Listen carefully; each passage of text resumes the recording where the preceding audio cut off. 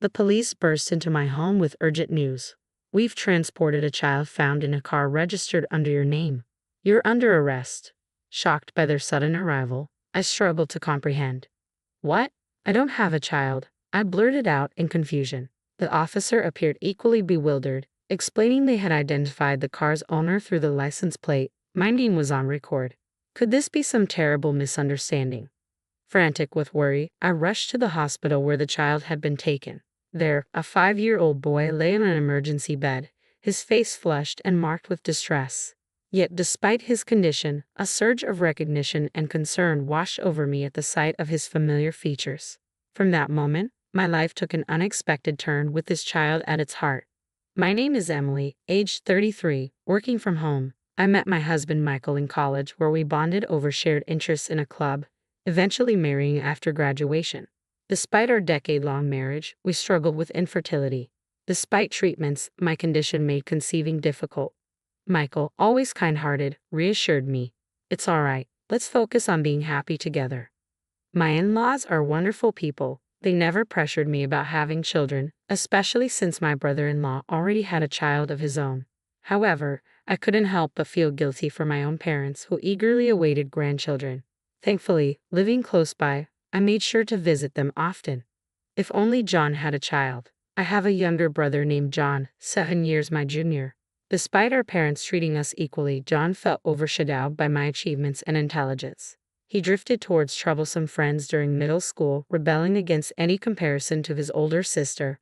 By the age of 20, he cut ties with our family, vanishing without a trace. Sometimes I leaf through old photo albums, reminiscing about John toddling after me as a toddler, calling me sis. One day, while working from home, my doorbell incessantly rang. Panicked, I checked the camera feed to see police officers at my doorstep. Abruptly, they announced, "We've brought a child found in a car.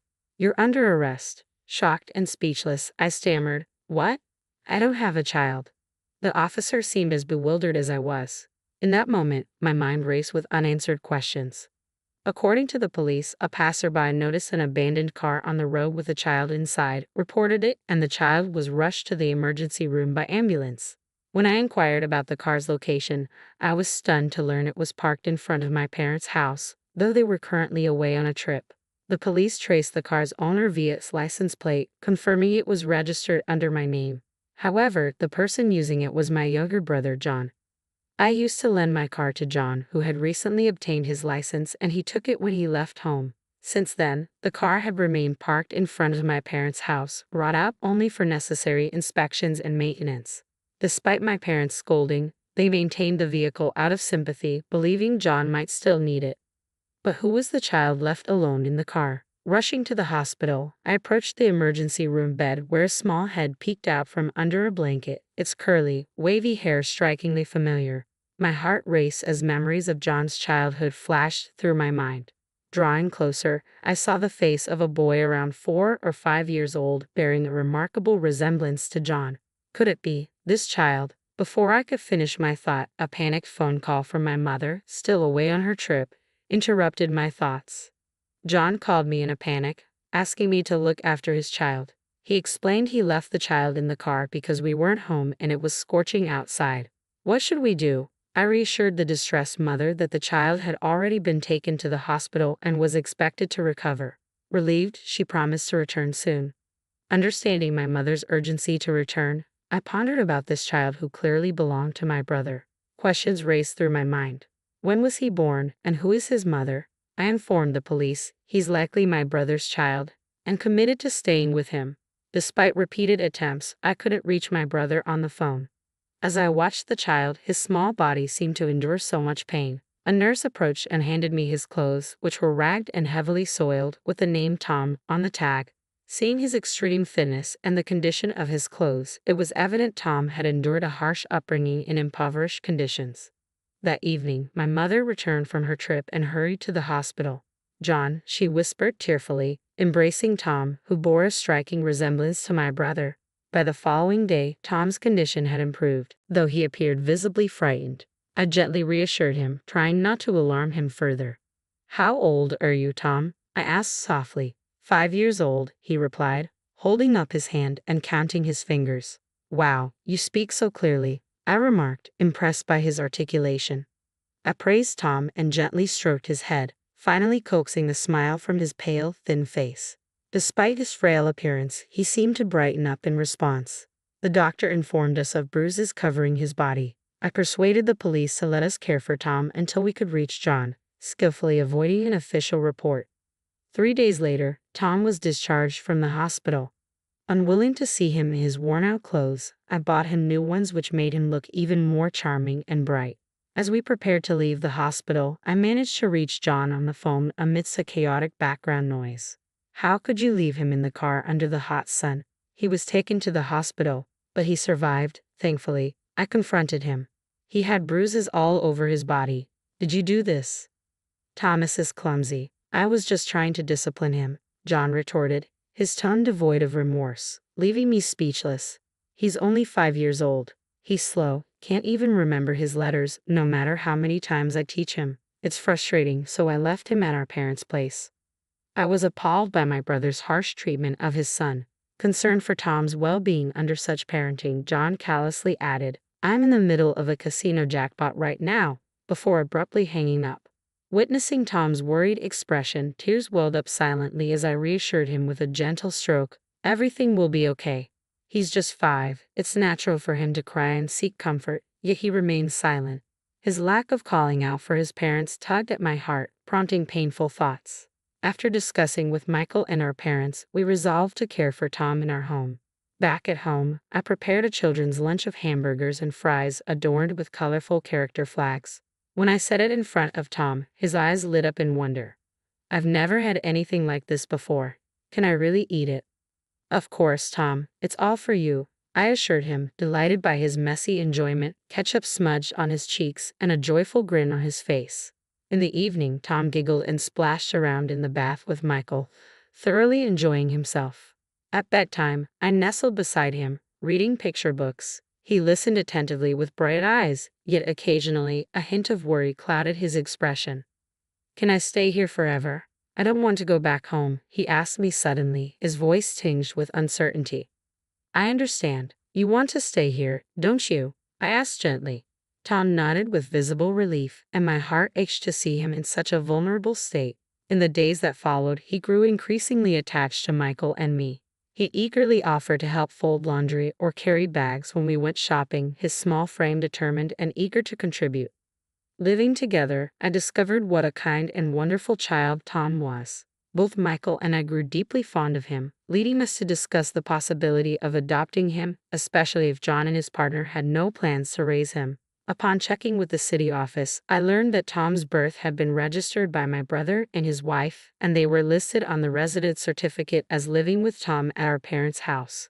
We began consulting with family court about the next steps. About a month after Tom came to live with us, John and a young woman arrived for a visit. Thanks for taking care of Tom, she greeted us warmly. As soon as Tom saw them, he instinctively sought refuge behind me, clearly uneasy. It was evident he had endured unsettling experiences. My brother, whom I hadn't seen in years, appeared more assertive than before, dressed unkemptly, signaling troubled times. The young woman with him introduced herself as Risa, adorned with multiple ear and nose piercings, exuding a flashy, carefree aura. How did you find out where I live? I questioned, feeling uneasy. Hey sis, Mom, looks like you're living the good life in this nice house, huh? John remarked casually. I need to talk about Tom. Let us in. Reluctantly, I agreed, unable to refuse when Tom's well-being was at stake. According to my brother, he had married Risa shortly after leaving home. They had lived a transit lifestyle, often staying in their car due to lack of stable accommodation. As John looked around our home, he finally came to the point. I heard from Mom that you don't have children, right? After 10 years of marriage with no kids, it must be tough, John remarked casually. What are you suggesting? I asked, sensing an underlying motive. We have a proposal. How about taking Tom off our hands? Of course, it won't come cheap, John replied nonchalantly. I was taken aback by his audacity, trying to sell his own son after earlier abandoning him at our parents because of inconvenience. Anger surged within me. John, do you even see your child as a human being? He's not something you can just sell. What? Acting all self-righteous now. I rebelled because of your strictness. Our parents always favored you. It's ridiculous how you blame us for your failures, John retorted defiantly. Shut up. Just give me the money, I snapped back, infuriated. John raised his hand threateningly, poised to strike me. Suddenly, Tom, who had been hiding behind me, stepped forward. He stretched out his arms, trying to shield me from John's aggression. Witnessing Tom's brave gesture only strengthened my resolve to protect him. Selling a child for money was inconceivable. Despite my anger, I decided to offer them the $13,400 I had saved as a settlement. I made them sign an agreement stating they would never interfere with Tom again and obtained their consent for his adoption. John's wife callously remarked, "It's a relief not to have to deal with such a troublesome child," shocking me with her indifference. After the formalities were settled, they greedily took the money, sneered, and vanished. From that moment, Tom truly became our son, and we finalized all the necessary legal procedures. The ensuing days overflowed with joy. Tom thrived in health, and our lives as a couple were brimming with smiles and happiness because of him. During this time, we discovered Tom's talents and were eager to nurture them. Yet 15 years later, another unexpected encounter unfolded. Once more, my younger brother and his wife paid us a visit. John sported a scruffy beard, unkempt hair, and appeared much older than his 41 years. His wife, without makeup, wore worn-out clothes and torn plastic sandals. It was evident they had fallen on hard times, living a rough existence. An uneasy feeling settled over me as they appeared unexpectedly, knowing their visit couldn't bode well, especially with my dependable husband Michael away at work that day. "What do you want?" I asked cautiously. "I need some money," John replied bluntly. "Why should I give you money?" I countered, wary of his intentions. "I heard Tom, that idiot, managed to get into a prestigious medical school," John remarked, his disdain evident. It seemed he had learned about Tom's achievements from someone in our neighborhood at a local tavern. In reality, Tom is incredibly bright. He's been at the top of his class since elementary school and recently secured a spot at a prestigious medical school straight out of high school. "Why is that any concern of yours now?" I asked sharply. "It's a big deal. He's my son, and since he's turned out so well, I think I'll take him back," John declared with a smirk. "What?" I exclaimed, stunned by his audacity. "If you think I'll agree to that, how about you demand $33,500? Sister, didn't I already receive $13,400 from you 15 years ago? John retorted. "That's a different situation. I can't give you that kind of money," I replied firmly. When I firmly declined, John seized my collar and threatened me, his grip tight and menacing. The pain I felt was more emotional than physical as I looked at my estranged brother in dismay. Just as tension escalated, a voice interrupted with a shout, "Stop," and forcefully grabbed John's arm. It was Tom, now a sturdy 20-year-old, who easily subdued John, pinning him to the floor. Seeing Tom grown up, John's wife spoke in a saccharine tone. "You've grown so much. I'm your mother. I've missed you." But Tom responded firmly, "My only parents are the ones in this house. I remember what you did to me when I was 5. I felt love for the first time here. You are not my parents." Even after Tom's declaration, they persisted. I then produced the agreement we made 15 years ago. It explicitly stated, "We will have no further involvement with the child. Failure to comply will result in legal action." "You've broken your promise. I'm calling the police," I declared firmly. They looked visibly shaken, scrambling to make excuses, claiming they had completely forgotten about the agreement.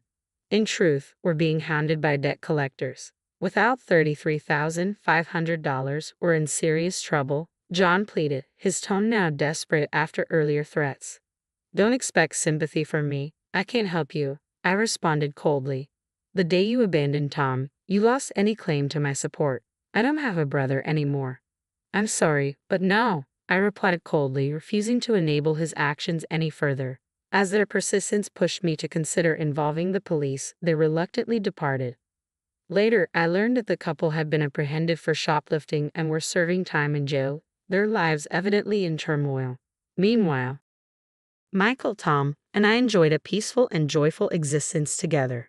Tom's aspiration to become a doctor, driven by a desire to alleviate suffering, filled me with immense pride and happiness. Reflecting on our life, Tom's presence had brought laughter and contentment into our days. We looked forward to continuing our happy life together.